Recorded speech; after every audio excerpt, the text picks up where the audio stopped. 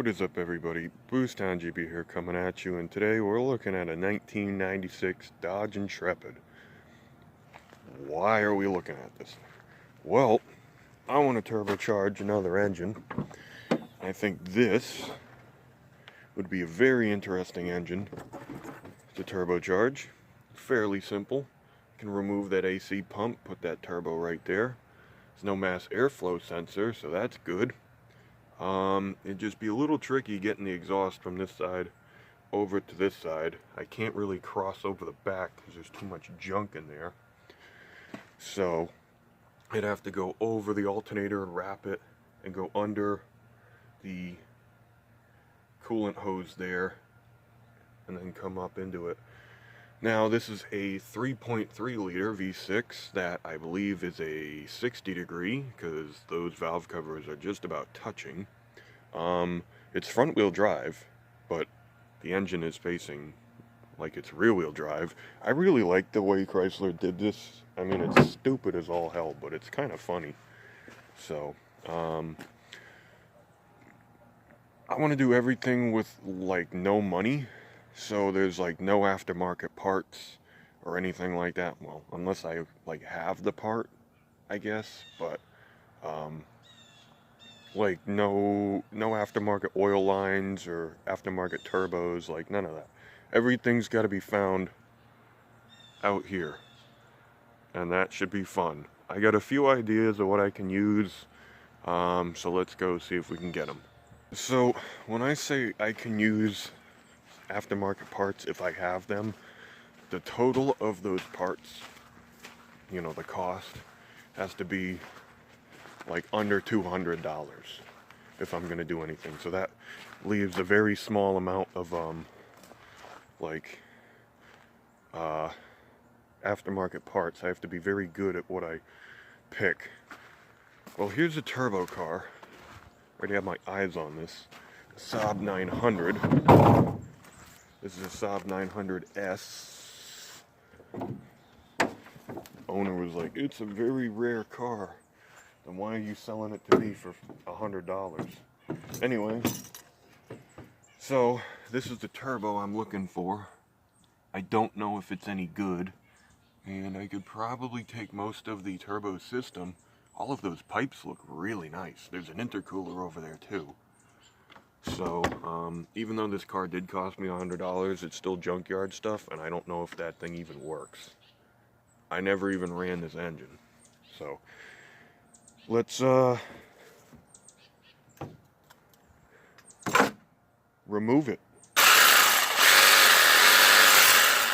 much do you think that manifold's gonna cut? I don't know if that's gonna cut it. I got most of the parts. Really nice looking intercooler. Some pretty big fins. Or tubes. Turbo's still on there. I gotta cut 2 bolts and the oil drain, and it's missing the V-band that holds the whole turbo together, so this thing might be no good. I might have to find another turbo.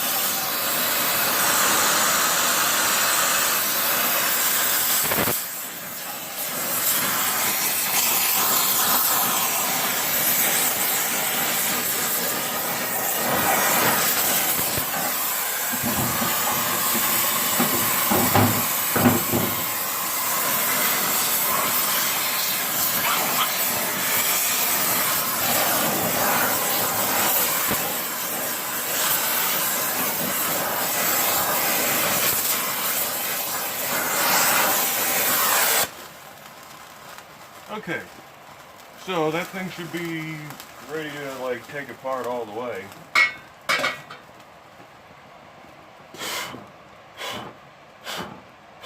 You validate? Let's see if this will work.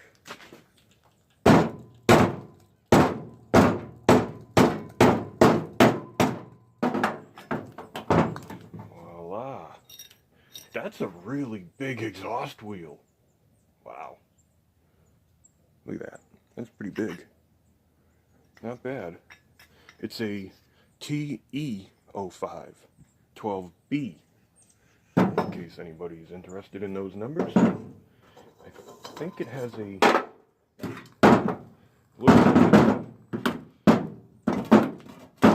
still a little one, folks. But it looks like it's a T3 flange. I have one right here.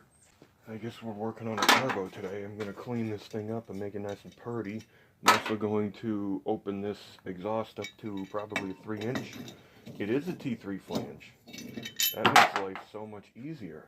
I like this turbo already. Well, I cleaned everything up as best as I could. Of course, the lighting sucks because it's right in the way. So, we're going to assemble this thing. Now, it has an O-ring seal on the compressor side, but I'm just going to take some dielectric grease and wipe it in there. So there's some shit for the O-ring, so it doesn't like tear it when you put it together. It's alright if you load the crap out of it. More is better. It's not like it's gonna hurt. Now this has a little indicator notch. You might be able to see it on camera. Right there. Notch right there. So, just make sure that goes back in where it was. Now the snap ring. The fun part. I don't have snap ring pliers, but it's really big things. They can be tricky though. I really don't like snap ring turbos. Ugh.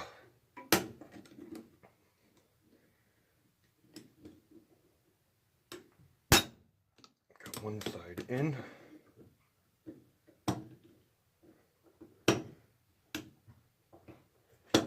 This might be, nope. I'm using my long hand ones. I don't know how good these are gonna do.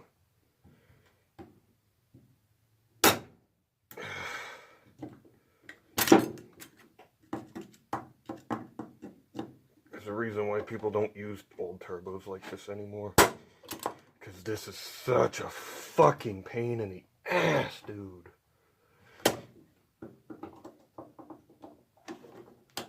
Just get in there. It's like right on it too.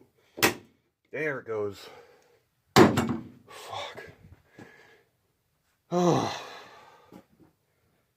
That's worse than trying to get it up when you can't get it up. Alright, now the interesting part is... Well, it's not really an interesting part now. It's just putting the exhaust housing on. But I'm going to use some never sees so this thing comes apart without a hammer later on. Don't be scared. Load the shit out of it. I use the copper stuff just because that's what I have. And I'm pretty sure it's better for the temperature than the aluminum junk. Because this is what I used for the turbo barrel crap. And it seemed to not have an issue. Ever. Like I could literally just unbolt that thing after you just ran it orange and it would just come right apart. Even the bolts. Stainless bolts and all. So this doesn't have a dowel pin on it because I ground it off, so it doesn't matter which way it goes. And I wanted to do that for a reason.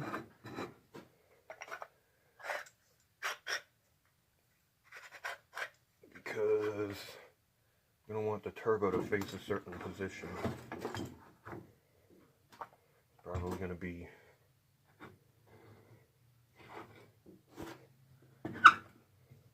because I think I might have to put the turbo backwards in the car.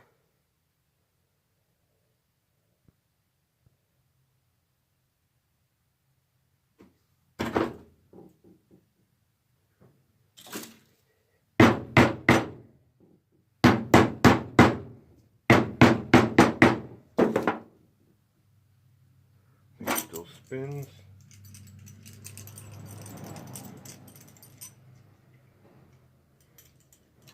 And I think this is the V-band for this turbo.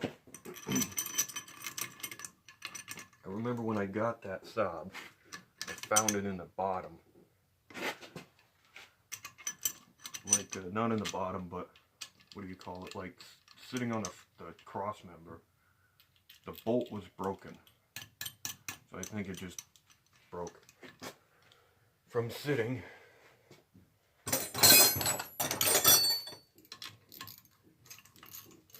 10mm.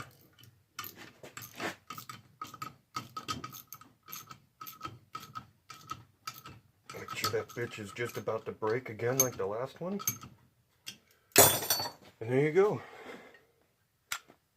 It's a redone turbo. It looks really nice. Let me get that light. It looks really good.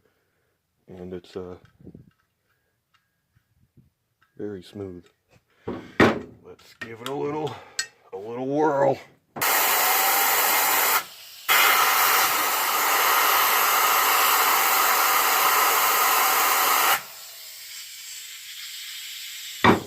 Pretty good. Now to get the rest of the shit so I can put that car together.